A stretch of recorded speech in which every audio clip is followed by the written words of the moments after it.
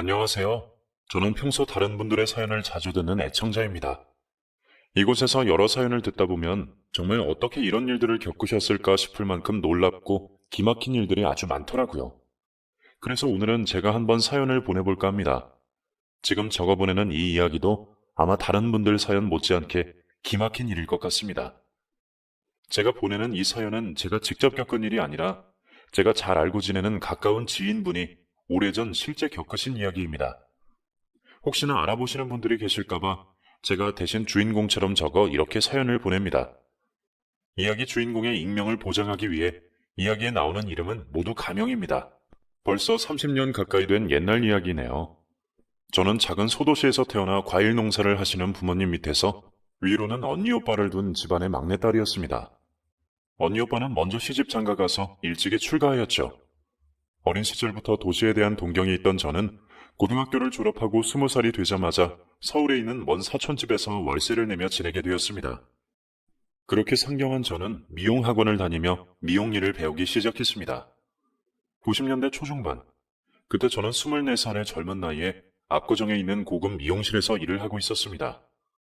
제가 일하던 그 미용실은 당시에 이름만 대면 알만한 유명한 고급 헤어살롱이었습니다. 그곳에는 주로 연예인들이나 부잣집 사모님들이 단골 손님으로 오셨죠. 워낙에 큰 고급 미용실이라 VIP들만 상대하기 때문에 그런 곳에 연줄 없이는 막내 직원으로 들어가는 것도 아주 어려운 일이었어요. 저는 운이 좋게도 제가 일하던 미용실 원장님의 추천으로 그 미용실에서 일할 수 있게 되었습니다.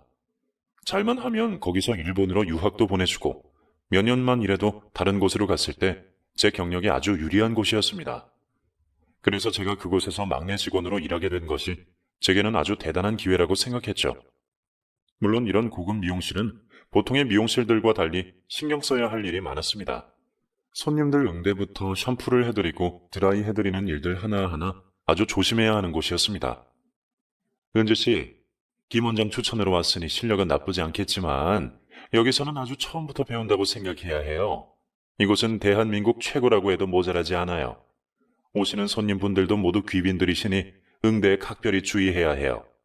몇 가지 숙지사항을 알려줄 테니 항상 조심하도록 하고 혹시 모를 불상사를 대비해 항상 몸가짐을 단정히 하고 손톱은 꼭 바짝 깎고 다녀야 합니다. 손톱이요? 무슨 이유라도 있나요? 혹시 직원들 손톱에 귀빈들께 상처나 불편을 드릴 일을 방지하기 위해서이니 까먹지 말고 항상 손톱 관리에 신경 써주세요. 그리고 이곳에서 보고 듣는 일들은 절대 밖에 새어나가면 안 됩니다. 그건 미용 업무의 기본이니 당연히 알고 있겠죠? 네, 잘 알고 있습니다. 열심히 하겠습니다. 들어오기 전부터 듣기는 들었지만 제가 직접 겪은 이곳은 더 철저한 곳이었어요. 매일 아침 직원들 용모 단정과 손톱 검사는 기본이고 매일 퇴근 전에는 인사응대까지 연습시키는 곳이더라고요. 역시 유명한 곳은 다 이유가 있구나 생각했습니다. 저는 그곳에서 잘 배워 제 꿈을 키워 스스로 성공하고 싶었습니다.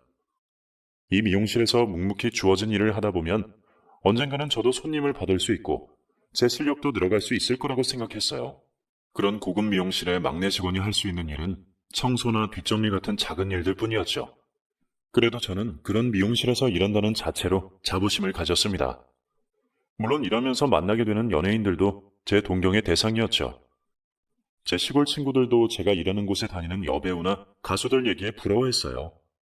그러나 그 대단한 미용실에서 저는 이제 막 수습 기간을 끝낸 막내 직원이었습니다. 앞에서 말한 것처럼 그 미용실은 VIP 손님의 심기를 거스르면 아주 야단이 나는 곳이었습니다. 물론 손님들 중에는 실수에도 너그러우시고 인자하신 분들도 많으셨지만 대체로는 실수나 불편을 용납하지 않으셨죠. 기껏 어렵게 들어왔어도 그런 실수 몇 번으로 잘리기도 했습니다. 그래서 저는 그곳에서 일하며 항상 언행이나 몸가짐을 조심히 할 수밖에 없었습니다. 그런데 그 중에서도 그런 막내 직원인 저에게 항상 잘 대해주시는 사모님이 한 분 계셨습니다. 그분은 평창동에 사시는 중년의 사모님이셨는데 중소건설업을 운영하시는 집안이라고 들었어요. 회장님이 70년대에 강남 개발 붐일 때 건설업에 뛰어드셔서 아주 큰 돈을 벌게 되셨다고 하더라고요. 보통 다른 사모님들은 막내 직원에게까지는 말 한마디 걸지도 않으시는데 그 사모님은 항상 제게 수고했다고 해주시고 심지어 제게 팁까지 쥐어주셨어요. 오늘도 샴푸가 아주 좋았어. 은주 씨가 감겨줄 때마다 꼭 잠이 들 것 같다니까. 좋게 봐주셔서 감사할 따름입니다, 사모님. 그래, 자기 다음에 또 봐. 네, 조심히 들어가세요, 사모님. 평소 입고 다니시는 옷이나 장신구만 보더라도 사모님의 재력을 알만했죠. 원장님도 사모님이 중요 단골 중 한 분이니 항상 각별히 신경 쓰라고 하셨습니다. 그렇게 제가 그 미용실에 다닌 지 2년 정도 되었을 무렵, 평소에 제게 잘해주시던 그 사모님이 저를 불러 따로 개인적인 질문을 하셨어요. 은주야, 아직 결혼을 안 했다고 들었는데 애인은 없어? 네, 제가 시골에서 올라와서 서울에 아는 사람도 별로 없어서요. 그리고 사실 그동안 일한다고 연애 한 번 제대로 못 해봤네요. 어머, 은주 양 올해 몇 살이지? 이제 26 되었습니다. 아유, 그럼 지금이 결혼 정년기인데 왜 애인이 없을까? 이렇게 예쁘고 참한데 말이야. 저번에 박 원장한테 들어보니까 은주 씨 고향에서 미인 대회도 나갔었다며? 뭐 그냥 작은 대회예요, 사모님. 그렇다고 제가 미스 코리아도 아닌데요, 뭘. 저도 고향에서나 미인 소리 들어봤지. 서울 사람들은 다들 예뻐서 저는 명함도 못 내밀죠. 은주 양, 내가 나중에 좋은 자리 하나 소개시켜야겠다. 말씀만으로도 감사드립니다, 사모님. 말씀뿐이어도 그런 부잣집 사모님이 제게 관심을 보여주시니 감사할 따름이었죠. 사실 정말 좋은 자리라도 소개해 주신다면 더 좋겠지만 말이에요. 그런데 그 일이 있고 얼마 후 사모님이 또 저를 따로 부르셨습니다.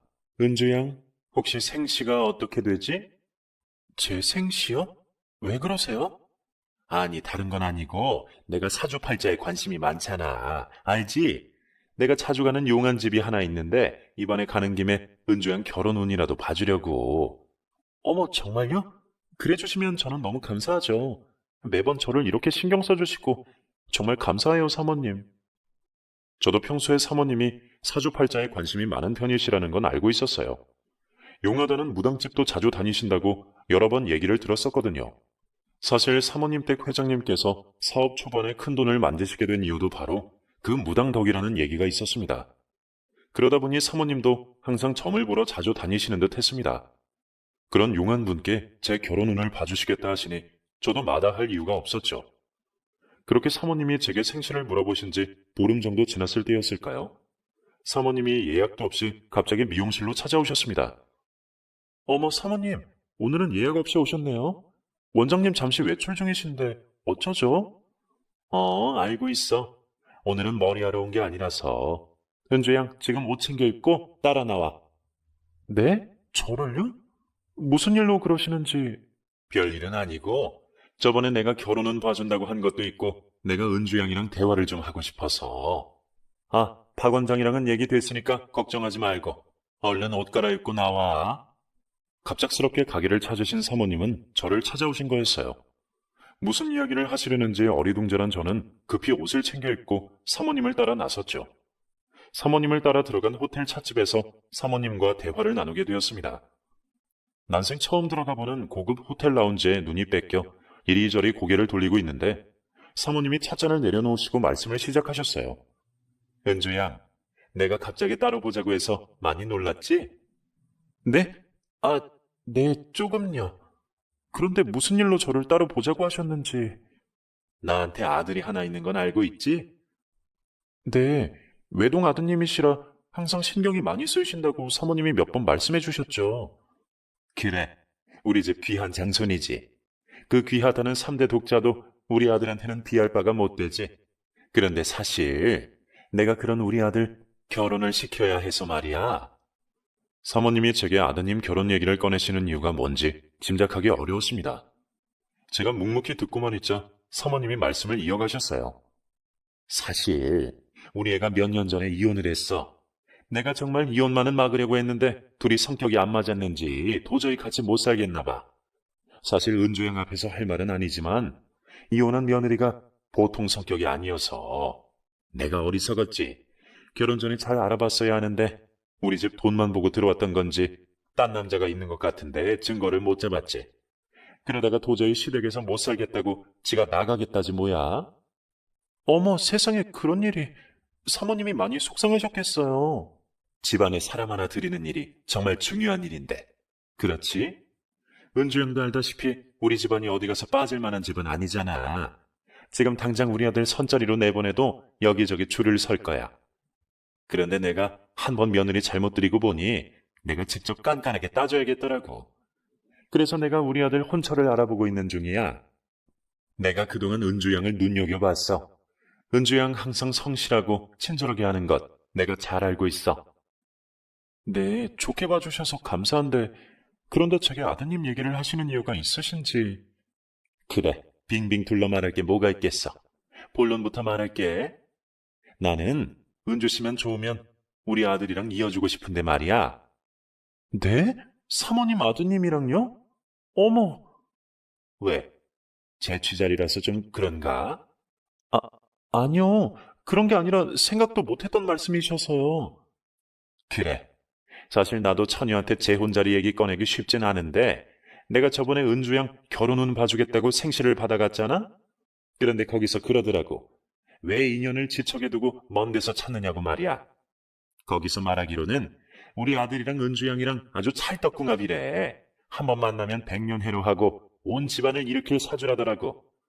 내 눈에는 은주양이 마음에 드는데 은주양 생각은 어때? 물론 당장에 결혼하라는 건 아니야. 한번 만나나 보라는 거지. 조금 놀라서요. 한번 잘 생각해보고 말씀해드려도 될까요? 그럼 당연하지. 편하게 생각해보고 마음이 서면 연락을 줘요. 기다리고 있을게. 잘 생각해봐. 재혼이어도 우리 집안 정도면 은주 양한테도 그리 빠지는 조건은 아닐 거야. 그치? 네, 신중하게 생각해보고 말씀드리겠습니다. 말씀해주셔서 감사해요. 전혀 예상치 못한 이야기들이었습니다. 제가 궁합이나 사주를 맹신하는 편은 아니었지만 저도 사람마다 사주팔자는 있다고 생각했거든요. 그런데 용한 무당이 제 사주가 그렇다니 무섭기도 하고 신기한 마음이 들었습니다. 그렇게 사모님과의 만남 이후 제게는 큰 고민이 생겼죠. 아무리 재취자리라고 해도 제가 무슨 재주로 재벌집에 시집을 가겠어요. 그런데 너무 갑작스러운 제안이라 선뜻 답변을 드리기가 어렵더라고요. 아드님이 어떤 사람인지도 모르고 말이에요. 그래서 며칠간 고민을 거듭했습니다. 그런데 사모님을 만나고 들어온 날 이후로 사모님이 미용실로 제게 선물들을 보내시기 시작했습니다. 재벌가 며느리들이 입는다는 유명 부티크의 옷이나 백화점에서 쳐다만 보던 예쁜 구두, 제 월급으로는 사기 힘든 장신구들까지. 아마 제 고민을 덜어주시려는 사모님의 의중이셨겠죠. 소문이 빠르게 퍼져 모든 사실을 알게 된 미용실 직원들은 대체 뭐가 고민이냐며 서로 자기가 시집가고 싶다며 난리였습니다. 저는 재혼이라는 것보다 제 분수에 너무 과한 집안이 아닌가 싶어 더 고민이 되었어요. 송충이는 솔잎을 먹고 살아야 한다던 저희 외할머니 말씀이 떠올랐어요. 그런데 당시에는 저도 너무 어렸는지 그런 선물 공세 앞에 고민이 조금 덜어지더라고요. 결국 저는 한 달쯤 지나 사모님을 뵙기로 결정했습니다. 만나 뵙겠다는 제 의사를 전달했더니 사모님이 집으로 오라고 하시며 제게 기사 딸린 차량을 보내셨더라고요. 저는 그 차를 타고 평창동으로 향했습니다. 기사가 운전하는 고급 승용차를 타고 평창동 언덕을 오르니 왠지 제가 가면 안 될 곳에 발을 들이는 기분이 들었습니다. 역시 듣던 대로 평창동 집들은 모두 으리으리하더군요. 대문과 담벼락부터 저를 압도했습니다. 그 큰 대문이 열리고 안으로 잘 가꾸어진 정원이 저를 기다리고 있었습니다. 마치 평범한 제가 감히 밟기조차 두려운 길이었습니다. 왠지 기가 죽는 기분이었죠. 이를 도와주시는 분의 안내를 받아 집 안으로 들어가니 응접실에서 사모님이 저를 기다리고 계셨습니다. 사모님 안녕하셨어요? 그래. 은주씨, 내 얘기는 잘 생각해봤어? 네. 사실 아직 아드님을 뵙기 전이라 잘 모르겠지만 한번 만나 뵙고는 싶어요. 그런데 사실 아직도 왜 저를 좋게 봐주셨는지 잘 모르겠습니다. 저는 대학도 안 나왔고 집안도 시골 평범한 집안인데요. 내세울 거라고는 지역 미인대회 출신이라는 정도밖에 없어서 아직도 잘 이해가 가지 않네요. 너무 그렇게 기죽을 필요 없어. 나도 시골 출신인데 뭘. 우리 회장님도 자수성가하신 분이잖아. 출신 성분이 뭐 그리 중요한가? 얼마나 마음 맞고 좋은 사람을 만나는지가 중요하지. 내가 보기에는 궁합도 그렇고 은주 씨가 우리 집안에 아주 딱인 것 같아. 결국 저는 사모님 말씀에 용기를 얻어 아드님을 만나보기로 결심했습니다. 사모님이 보내주셨던 고급 옷과 신발을 신고 호텔 커피숍에서 아드님을 만났습니다. 저보다 6살 많은 아드님은 아주 미남은 아니었지만 흰 피부에 잘 차려입은 옷까지 어릴 적부터 여유롭게 자라서 그런지 몸에 여유가 배어 있더라고요. 서울 말씨에 영화에서나 보던 매너까지 더하니 어린 시골 처녀가 금세 마음을 뺏기기에 충분했죠. 저희 시골집에서는 제가 평창동으로 시집을 간다고 하니 다들 놀라셨죠. 아니, 평창동이라면 부자들만 산다는 그런 동네 아니냐? 대한민국에 평창동 모르는 사람이 있니? 네가 갑자기 그런 집에 시집을 간다니 무슨 말이니? 엄마, 저번에 말씀드렸잖아요. 저희 미용실 오시던 사모님이 저를 아주 좋게 봐주셨다고요. 아니, 아무리 그래도 그런 집에서 우리 같은 집을 이해해 주시니? 그런 걱정은 마세요. 시부모님 되실 분들도 자수성가하신 분들이라 그런 부분에 선입견이 없으세요. 아무리 그래도 세상에, 그럼 이제 네가 그 부잣집 며느리가 되는 거니? 아휴, 우리 집은 그런 집에 뭘 해드릴 것도 없는데 어쩌면 좋니? 재혼이라는 것도 조금 그렇고. 재혼이라고 해도 얼마 살지도 않았고 애도 없는데요. 그리고 사모님도 좋으시고 남편 될 분도 좋은 분 같아요. 너무 걱정하지 마세요, 엄마. 부모님은 너무 차이나는 집안 형편과 아무래도 재취자리인지라 조금 염려하셨지만 제가 사모님을 그간 봐와서 좋으신 분이시다 말씀드렸더니 이내 안심하셨어요. 부모님은 이제 부잣집 며느리가 된 거라며 출가 외인이라고 시집가서는 죽더라도 그 집 귀신으로 죽어야 한다며 앞으로는 친정은 신경 쓰지 말라고 하셨어요. 정을 때려 하시는 부모님 말씀에 섭섭한 마음도 있었지만 그때는 출가 외인이니 시집간 딸은 남이니 그런 것들이 흔했습니다. 다행히 시댁에서 친정을 배려해 주셔서 시골에 부모님 집을 하나 해주셨습니다. 어머니, 너무 과분한 선물이에요. 집까지 해주시다뇨. 저는 해온 것도 아무것도 없는걸요. 그런 소리 마라. 너도 이제 우리 집 식구 아니니. 시집 온 며느리가 친정 자주 갈 일도 없을 텐데 이렇게라도 해드려야 너도 걱정을 덜하지 않겠니? 이 정도는 충분히 해줄 수 있으니 괜찮다. 너무 감사드려요, 어머니. 부잣집의 다정한 시어머니까지. 어떻게 제가 이런 집에 시집을 오게 되었을까 너무 기뻤습니다. 주위에서도 시골 촌년이 한순간에 인생 역전했다며 다들 이래저래 말이 많았습니다. 결혼을 하면 더 이상 일을 하지 못하게 되니 제 꿈을 접는다는 것이 조금 아쉬웠지만 부잣집 며느리 자리가 어디 쉬운 일은 아닐 거라 예상했습니다. 결국 저는 선을 본 지 몇 달 되지 않아 그 남자와 결혼을 하게 되었습니다. 결혼 날짜도 물론 사모님이 받아오신 길일이었습니다. 그렇게 저는 고급 호텔에서 이전에는 꿈에도 못 꾸어볼 결혼을 하게 되었습니다. 이제 제 인생도 180도 달라지고 앞으로 꿈 같은 미래만 펼쳐질 줄 알았죠. 그런데 결혼 후 갑자기 제 신세가 뒤바뀌어 버렸습니다. 제가 결혼을 결심한 데에는 남편보다도 시어머니의 덕이 컸습니다. 2년 가까이 봐온 시어머니는 밑에 사람들에게도 항상 예의 있으시고 겸손하시고 친절하신 분이셨어요. 그래서 주위에서도 항상 평판이 좋은 분이셨습니다. 그래서 그런 시어머니라면 며느리로서의 도리가 어렵더라도 많이 가르쳐 주시고 잘 챙겨 주실 거라 생각했습니다. 그런데 결혼 후 알게 된 제 시어머니의 모습은 제가 알던 사모님과 너무 다른 분이셨습니다.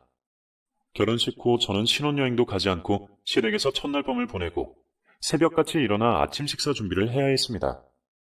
너 지금이 몇 시니? 8시에 식사를 시작해야 하는데 7시에 일어나면 어쩌자는 거야? 죄송해요, 어머니. 뭐부터 하면 될까요? 내가 당장 올라가 끌고 내려올까 하다가 첫날이라 그냥 넘어가는 거다.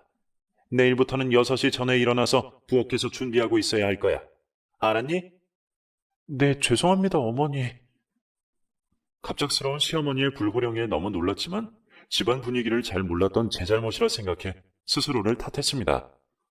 그 집에 들어가니 마치 제가 명동 미용실에 처음 일하게 되었을 때 기억이 떠오르더라고요. 이 집도 그곳과 비슷하다면 비슷했습니다. 며느님, 앞으로 며느님께 집안 살림을 알려드릴 김집사입니다. VIP들을 접해오셨다니 잘 아시겠지만 집안에서 일어나는 모든 일은 절대 밖에서 얘기하시면 안 됩니다. 잘 아시겠죠? 반갑습니다, 집사님. 잘 부탁드려요. 며느님은 앞으로 새벽 6시까지 오셔서 아침상 준비를 해주셔야 합니다. 회장님께서 까다로우시기 때문에 새벽부터 준비해야 할 일이 아주 많아요. 자세한 일들은 차차 알려드릴 테니 저를 잘 따라와 주세요. 이 집은 그 미용실보다도 지키고 해야 할 일들이 많았습니다. 매일 새벽 5시 반에 일어나 몸을 정돈하고 부엌으로 내려가 집안일을 도와주시는 분들과 함께 아침상을 준비했습니다. 집안 식구는 시할아버님과 시아버지, 시어머니, 그리고 남편과 저. 이렇게 5식구였습니다. 그런데 겨우 그 5식구 먹을 음식이 아침부터 진수성찬이더라고요. 생전 처음 보는 음식들과 식재료가 가득했습니다. 덕분에 새벽부터 준비해야 할 일이 많았습니다. 그렇게 새벽부터 준비해 식사를 차리고 나면 식구들과 앉아 식사를 했습니다. 다 같이 먹는 식사 자리는 매번 너무 불편해 저는 식사를 제대로 할 수 없었죠. 행여나 젓가락질이라도 잘못해서 그릇에 부딪히는 소리라도 나면 시어머니 불호령이 떨어졌습니다. 예, 아침부터 어디 소리를 내는 거니? 그릇에 안 닿게 조심히 먹으라고 했잖니. 네, 주의하겠습니다. 죄송합니다, 어머님. 못 배워서 시집 왔으면 잘 배우기라도 해야지. 그래도 똘똘한 아이인 줄 알았는데. 그렇게 불편한 아침 식사가 끝나고 나면 저는 중풍으로 거동이 불편하신 시할아버님 식사를 챙겨드렸습니다. 제가 시집간 후부터 중풍이 있으신 시할아버님을 돌보는 일은 제 몫이었습니다. 매번 식사를 먹여드리고 씻겨드리며 시할아버님 병수발 드는 일은 쉬운 일이 아니더라고요. 거기에 정신이 온전하지 못한 시할아버님은 가끔 제게 폭언과 폭력도 휘두르셨습니다. 젊은 나이에 제가 혼자 감당하기에는 무척 버거운 일이었어요. 그렇다고 시집간 지 얼마 되지 않은 제가 불만을 얘기할 수도 없는 일이었습니다. 그러고 나면 쉴 틈 없이 다시 점심 준비를 해야 했습니다. 다행히 남편과 시아버님은 회사에 나가시고 시어머니는 거의 모임이나 약속이 있으셔서 시할아버님만 챙기면 되니 그게 그나마 다행이라면 다행이었지만 그것도 잠시 눈 돌릴 틈 없이 점심이 지나면 그 뒤로는 다른 집안 일들을 돌봤습니다. 큰 집은 손 가는 일들이 정말 많더라고요. 시집가서 몇 달은 정말 정신없이 바빴던 것 같아요.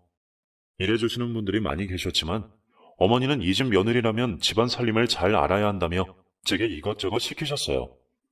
정원을 정리하기도 하고 가끔은 놋그릇이나 은식기들을 며칠이 걸려 닦기도 했습니다. 어머니는 그게 다 재벌가 며느리가 되기 위해 꼭 해야 하는 일들이라고 하셨습니다. 그런데 제가 며느리로서의 도리라며 굳은 일들을 다 하는 중에도 식구들은 저를 무시하는 듯 했습니다. 남편과의 사이도 대면대면했고 무서워 보이는 시아버님과는 말 한 번 제대로 섞어본 적이 없을 정도였어요. 시어머님은 제 길을 잡으시려는 건지 매번 제가 하는 일에 야단만 치셨죠. 그러다 보니 제 자격지심 탓인지 집안일 봐주시는 분들도 저를 은근히 무시하는 투였습니다. 특히 집사님이 가장 심하셨죠. 시어머니나 다른 식구들 앞에서는 말 한마디 꺼내지 못하시면서 제가 뭘 물어봐도 한 번에 대답해 주시는 법이 없고 제게 야단을 치기까지 했습니다. 며느님, 저번에도 알려드렸는데 이렇게밖에 못하시나요? 이렇게 하셔서 오늘 상에 어떻게 내놓겠어요? 아유, 제발 한 번 알려드리면 2번은 없게 해주세요. 죄송합니다, 김집사님. 제가 아직 손이 서툴러서요. 금방 배워볼게요. 뭘 가르치면 제대로 하는 법이 없으니 원. 그곳에서 저는 마음 붙일 곳 없이 항상 이방인처럼 혼자 외로웠습니다. 친정이라도 찾아가고 싶었지만 결혼 후 1년 동안은 친정 외출하는 것 아니라는 시어머님 때문에 결혼하고 그동안 친정 한 번 찾아가지 못했습니다.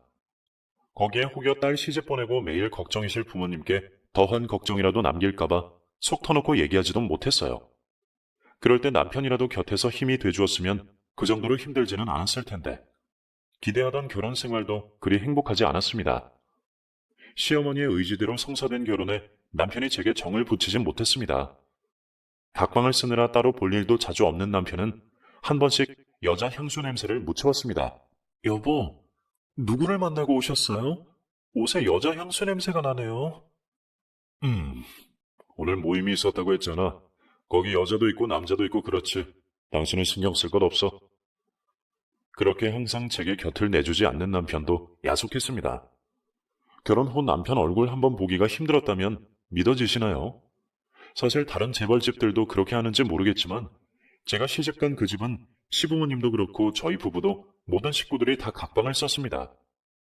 부부관계도 어머니 말씀으로는 음과 양이 함부로 섞이면 집안에 좋지 않다고 꼭 정해진 날에만 합방을 해야 한다고 하셨습니다. 사실 결혼 전부터 알고 있었지만 지금 생각해보면 어머니는 참 무서울 정도로 미신을 잘 믿으시는 분이셨어요. 결혼 전부터 제 사주팔자를 확인하셨으니까요. 그때는 꼭 재벌집이 아니어도 다들 결혼 전에 궁합이나 사주팔자는 봤으니까 그렇게 이상하다고 생각하기 어려웠어요. 어머니는 제 사주팔자에 맞아야 한다며 옷 입는 색상도 정해주셨습니다. 또 집안의 대성을 아들을 가질 수 있는 날짜가 따로 있다며 그때까지는 꼭 임신을 피해야 한다고 하셨어요. 그리고 심지어는 제 방 곳곳에 부적들을 숨겨두셨습니다. 처음엔 그 부적들을 보고 너무 무서워서 시어머니께 조심스레 얘기를 꺼낸 적도 있었어요. 어머니, 혹시 어머니가 제 방에 부적을 놓으셨나요? 그래, 혹시나 그거 버리거나 건드린 것은 아니지? 네 사주에 좋은 부적들이니 손대지 말고 그대로 두거라. 그래도 저는 좀 무서워서요. 꼭 저까지 그래야 할까요? 얘가 어디 부정 타는 소리를 하는 거니? 우리 집이 이만큼 잘 된 것도 다 그런 것들 덕분이야. 너도 이제 우리 집 식구가 되었으니 당연히 내 말에 따라야지. 행여나 손댈 생각하지 말거라. 알았니? 어머니는 모두 잘 되라고 하신 것이라며 절대로 손대지 말기를 당부하셨어요. 저는 꺼림직했지만 시어머니가 무서워서 그게 무슨 부적들인지도 모르고 손댈 수도 없었습니다. 지금 와서 생각하면 무슨 저런 집이 있나 싶지만 수십 년 전에는 정말로 그런 재벌들이 왕왕 있었습니다. 면접 때 직원들 사주를 보고 뽑는다는 재벌도 있었잖아요. 그때 저는 너무 다른 환경에 적응하느라 정신이 없어 그게 이상한지도 생각하지 못하고 그냥 받아들였어요. 그렇게 고된 시집살이에 하루하루 지쳐가는데 한 번은 일하시는 분 중에 제게 잘해주시던 아주머니 한 분이 제게 이런 말을 하더라고요. 아유, 며느님, 여기서 이렇게 고생할 사람이 아닌 것 같은데 지금이라도 헤어지고 행복하게 살지. 괜찮아요, 아주머니. 살다 보면 나아지겠죠. 돈이나 지위가 중요한 게 아닌데 이런 부잣집에 더럽게 엮이면 이혼하고 싶어도 못하고 평생 그 집 종처럼 사는 거야. 나도 그런 사람들 여러 봤어. 며느님이 내 딸 같아서 그래. 우리 딸이 이러고 살면 나는 그걸 못 보지. 젊은 나이에 인생 종치지 말고 아직 아이 없을 때 얼른 도망가. 아마 아주머님은 매일 힘들어하는 제가 안쓰러워 보이셨나 봐요. 저런 말씀까지 듣고 나니 왠지 앞으로의 결혼 생활이 더 힘들게만 느껴졌습니다. 물론 매일 힘든 일만 있었던 것은 아닙니다. 시집 온 후로는 이전의 삶과는 완전히 다른 삶을 살았으니까요. 항상 좋은 옷에 좋은 것만 먹고 백화점을 한번 나가더라도 꼭 기사 딸린 고급차를 타고 나갔으니까요. 그런 제 모습을 보고 남들은 저를 부잣집 며느님 대접을 했습니다. 취미 생활의 수준도 달랐어요.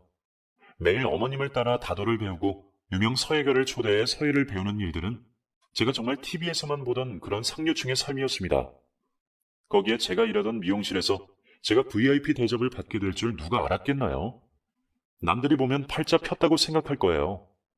그런데 그러면서도 저는 꼭 남의 옷을 억지로 끼워 입고 있는 듯한 기분에 하루도 편하지 않았습니다. 껍데기만 부잣집 며느리이지 집안에서 저는 철저한 을이었으니 말이에요. 남들은 제가 그 집에서 어떻게 사는지는 모르고 부러워만 하겠죠. 그렇게 매일을 버텨가는데 그러던 하루는 어머니가 뒷마당 장독에서 장을 퍼오라며 저를 보내셨습니다. 시댁은 꼭 장도 직접 담궈 드셔서 집안에는 장독도 많고 장도 많았어요. 그렇게 저는 뒷마당에 된장을 가지러 갔죠. 된장을 찾겠다고 장독 뚜껑을 열어보는데 한 귀퉁이에 깊숙이 있는 장독이 왠지 가볍더라고요. 빈독인가 싶어 장독 뚜껑을 열었는데 텅 빈 장독 안에 무슨 봉투가 들어있었습니다. 누가 장독에 편지라도 넣어놨나? 이게 뭔가 싶어서 팔을 깊숙이 넣어 종이를 빼들었는데 펼쳐본 종이 제일 위에 한문으로 유서라고 써있더라고요.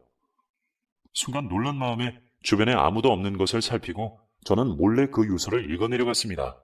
얼마 가지 않아 저는 그 유서의 주인공이 누구인지 알 수 있었습니다. 그 유서의 주인은 바로 제 남편의 첫 번째 부인이었습니다.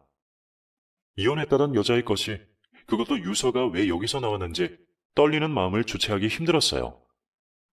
이 집에 들어온 순간 나의 인생이 끝난 것이나 다름이 없다. 나는 살아있지만 산 것이 아니고 죽었지만 죽은 것이 아니다. 어떠한 방법으로든 이 집을 벗어나는 것만이 내가 살 수 있는 길이다. 사주팔자에 미친 집안이 집안 대를 이을 귀한 장손을 낳을 사주라며 데려온 내가 결국 딸을 갖자 그때부터 나를 인간 취급하지 않고 매일 구박과 핍박에 시달렸다. 애 낳기까지는 종으로 부리더니 이제 애를 낳고 나면 내 아이도 뺏어가고 나도 곧 길바닥으로 쫓겨날 것이다. 그런 더럽고 추접한 꼴을 겪느니 차라리 그 전에 내 스스로 사라지는 것이 맞겠지. 유서의 내용은 너무나 충격적이었습니다. 그런데 그 유서를 읽고 나니 제가 겪은 일들이 떠오르기 시작했습니다. 시어머니가 길일에 임신을 해야 아들을 가질 수 있다며 결혼 후 그때까지 임신을 기다려야 한다고 하셨던 것, 아들을 가져야 하니 피하라고 하셨던 음식들이며 시어머니가 제 베개 밑이나 방안 곳곳에 넣어두신 부적들. 그 전에는 그냥 미신을 좋아하신다 가볍게 생각했던 것들이 그 유서를 읽고 나니 예사롭지 않게 생각이 되었습니다. 그 유서대로라면 저도 만약 아들을 낳지 못한다면 이 집에서 무슨 꼴을 당할지 어떻게 알겠어요. 저는 그 유서를 몰래 숨겨 집으로 들어갔습니다. 그리고 제게 도망가라 말씀을 하셨던 그 아주머니에게 유서에 대해 물었습니다. 아주머니, 이것 좀 봐주세요. 이전 며느님이 쓰신 것 같은데. 아주머니는 유서를 보시고 아주 놀란 표정이셨어요. 첫 번째 며느님 소식 아세요? 무슨 일이 있었던 거예요? 제발 솔직하게 말씀해 주세요. 아휴, 내가 나중에 천벌 받을까봐 하는 얘기야. 절대로 내가 얘기했다고 말하면 안 돼요. 알겠지? 아주머니가 한참을 고민하다 제게 겨우 털어놓은 얘기는 저를 더욱 두렵게 만들었습니다. 사실 첫 번째 며느님이 결혼 반년쯤 뒤였나 임신을 하셨는데 아들이 아니라 딸이었어. 사모님이 항상 의지하는 그 무당말로는 며느리랑 아들 사이 사주에 딸은 절대 없다고, 분명히 아들일 거라고 했는데 무슨 일인지 딸이라고 하니 가족들이 다 의심을 했지. 혹시 다른 씨 아니냐고 말이야. 말도 안 되는 소리지. 며느님이 참 착하고 순수한 분이셨는데, 게다가 항상 집에만 있었는데 딴짓할 새도 없지. 아무튼 그 뒤는 뭐 길게 말 안 해도 알만하지. 누구 씨냐고 매일 괴롭힘 당하다가 어느 날 더는 못 참겠는지 혼자 짐 싸서 도망가 버렸어. 그럼 죽은 건 아니에요? 유서가 있길래. 아휴, 애도 있는데 어떻게 함부로 죽을 생각을 하겠어. 죽을 만큼 고통스러웠으니 유서까지 남겼겠지. 아무튼 며느님은 그렇게 만상몸으로 도망을 나갔어. 암만 부잣집 며느리면 뭐래. 매일을 그렇게 괴롭게 사는데 거기다 사모님이 며느님한테 딸 낳으면 내쫓아버린다고 했으니 살려면 쫓겨나기 전에 나가야지 어쩌겠어. 그럼 집에서 며느님을 찾지는 않으셨나요? 어차피 손자 낳을 며느리도 아니니 자기들도 크게 관심을 안 둔 거지 뭐. 그리고 그때 무당이 연 끊긴 사람 찾는 것 아니라고 그랬나 보더라고. 그 무당 말이라면 죽는 신용이라도 할 거야. 오히려 다행이라고 봐야지. 그 말을 다 듣고 보니 저도 더는 이 집에 있어서는 안 될 것 같았습니다. 미신에 미친 시댁을 보면 혹시 나중에라도 제가 무슨 일을 당할지 모르겠더라고요. 너무 두려워진 저는 그 유서의 주인공처럼 그 길로 짐을 싸서 모두 잠이 든 새벽에 그 집을 도망 나왔습니다.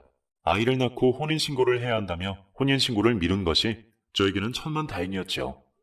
이제 와서 생각하면 애 낳기 전에 혼인신고를 안 시킨 이유가 바로 혹시나 딸을 낳으면 쫓아내려고 한 게 아니었을까요?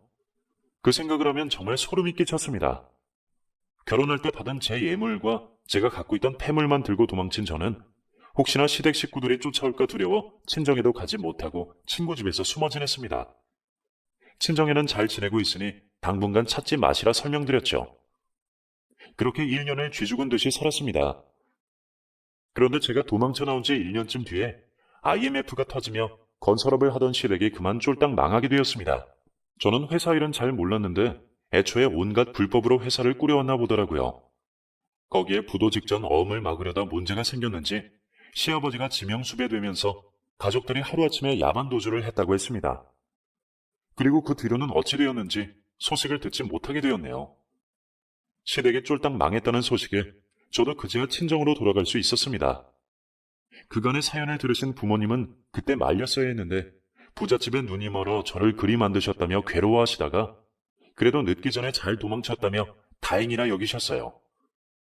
그 집에서 며느리로 지낸 시간이 1년이 채 되지 않았지만 혹시나 저도 그 전 며느리가 쓴 유서를 발견하지 못했다면 어찌 되었을까요? 그 생각만 하면 지금도 정말 아찔합니다. 그 뒤로 저는 과거를 모두 잊고 새로운 삶을 시작했습니다. 다행히 시댁에서 도망칠 때 들고 나온 폐물로 미천을 만들어 제 고향에서 작은 미용실을 차릴 수 있었습니다. 젊었을 적 못다 이룬 꿈을 다시 꾸게 되었죠.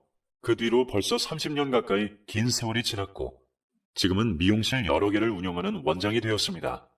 그리고 제 아픔을 모두 감싸준 좋은 사람을 만나 행복한 가정을 꾸릴 수 있었습니다.